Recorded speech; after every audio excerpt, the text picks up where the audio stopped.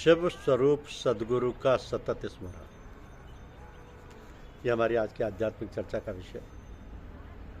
शिव स्वरूप सदगुरु का सतत स्मरण। जंत्र मंत्र सब भरम है, भूत प्रेत और देव, अड़गड़ सांचे गुरु बिना,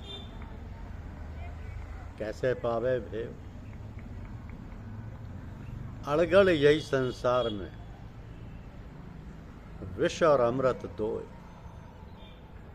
मूरख चाहत विषय विष, भक्त सुधा में होय। मन से विषयों का चिंतन न करते हुए एक परमात्मा का निरंतर चिंतन ही ब्रह्मचर्य का आचरण है। इसे जनेंद्रिय ही नहीं, सकल इंद्रिय संयम सहज है। एक परमात्मा में श्रद्धा तथा परम तत्व परमात्मा का परिचय कोई दोढ़ाई अक्षर के नाम ओम या राम का जप तथा किसी आत्मदर्शी तत्ववेत्ता महापुरुष सद्गुरु का सानिध्य, सेवा एवं ध्यान। सेवा में ध्यान से भजन की शुरुआत होती है। तो जो संसार सागर को पार करने के लिए सेतु रूप है, जो समस्त विधाओं के उद्गम स्थान है, जो समस्त पुण्य कर्मों के कारण है। अतः ऐसे कल्याणकारी शिव स्वरूप सदगुरु का सतत स्मरण, उनके निर्देशन में ध्यान करना चाहिए। संसार में सबसे बड़ा हितैषी व दयालु अगर कोई है तो वो सिर्फ तत्वदर्शी सदगुरु है और कोई नहीं। पूर्ण समर्पण से उनकी ओट में रहने वाले भक्त का संसार की कोई भी विपत्ति कुछ नहीं बिगाड़ सकती। धार्मिक उथल पुथल को छोड़ एकमात्र मेरी शरण में हो, अर्थात एक भगवान के प्रति पूर्ण समर्पण ही धर्म का मूल है। उस प्रभु को पाने की नियत विधि का आचरण ही धर्माचरण है, और जो उसे करता है वह अत्यंत पापी भी शीघ्र धर्मात्मा हो जाता है। विधाता और उससे उत्पन्न सृष्टि नश्वर है। ब्रह्मा और उससे निर्मित सृष्टि देवता और दानव दुखों की खाम, क्षण भंगुर और नश्वर है। अनुभव गुरु की बात है, हृदय बसे दिन रात, पलक पलक कर श्वास में विपुल भेद दर्शात। जो पुनर्जन्म का कारण है वो पाप है, और जो परमात्मा को दिलाता है उसे नियत विधि यानी कर्म का आचरण ही पुण्य कर्म है। तत्व स्थित महापुरुष यानी सदगुरु में श्रद्धा उस परमात्मा को विदित करने का तरीका है। गुरु तो वो जो केवल हित का उपदेश करता है, और मानव तन की सार्थकता ये है कि सुख रहित क्षण भंगुर किंतु दुर्लभ मानव तन को पाकर अगर ईश्वर का भजन किया जाए, अर्थात भजन का अधिकार संसार भर के मानव मात्र को है।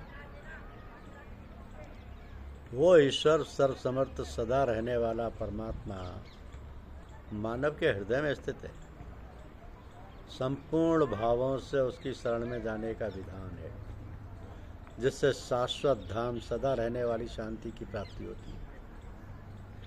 क्रियात्मक पथ पर चलकर ब्रह्म की अनुभूति करने वाला ब्राह्मण या विप्र है, वो क्रिया है केवल परमात्मा में निष्ठा। आत्मदर्शन की क्रिया का स्वल्प आचरण भी जन्म मरण के महान भय से उद्धार करने वाला है। भगवत पथ में बीज का नाश नहीं होता। जो एकमात्र सद्गुरु में श्रद्धा और एकमात्र परमात्मा का नाम ओम अथवा राम का सुमिरन करता है, वो क्रिया को ना जानते हुए भी क्रियावान है। ये सब बात सबको जानते हैं। दो पैसे में वेदांत बिकते हैं, किंतु योग साधना लिखने में नहीं आती। किसी अनुभवी महापुरुष द्वारा किसी अधिकारी साधक के हृदय में जागृत हो जाए करती है। सत्य वस्तु का तीनों कालों में अभाव नहीं है, और असत्य वस्तु का अस्तित्व नहीं है। आत्मा ही तीनों कालों में सत्य है, शाश्वत है, सनातन है। उसके प्रति श्रद्धा ही धर्म का मूल है। तो सद्गुरु जैसा प्रेमपूर्ण हित चिंतक कृपालु विश्वभर में दूसरा कोई नहीं। प्रभु की या हेतु की कृपा से ही सद्गुरु के दर्शन होते हैं। गुरु के वचनों में गुंजाइश, कलयुग की तिकड़मबाजी, गुरु के आदेशों में गड़बड़ नहीं करना चाहिए, अन्यथा काल की कुटिल चाल है। अनन्य भक्ति के द्वारा ईश्वर को देखा जा सकता है। प्रत्यक्ष देखने, जानने तथा प्रवेश करने के लिए सुलभ है, ईश्वर सुलभ है।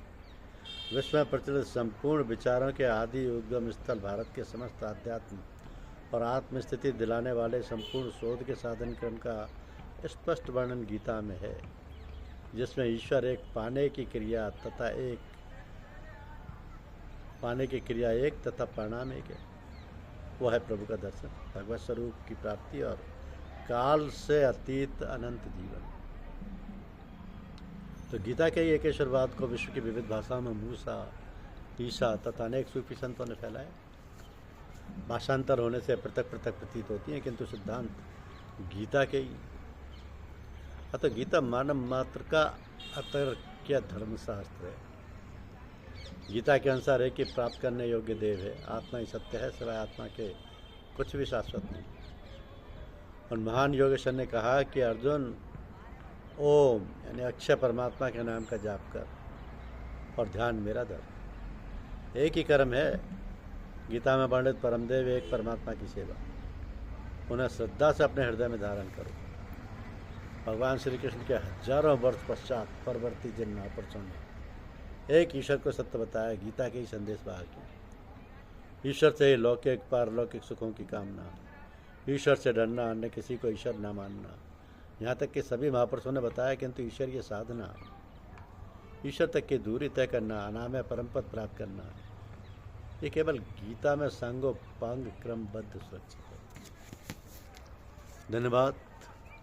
यूट्यूब चैनल को लाइक और सब्सक्राइब अवश्य कीजिए। शुक्रिया।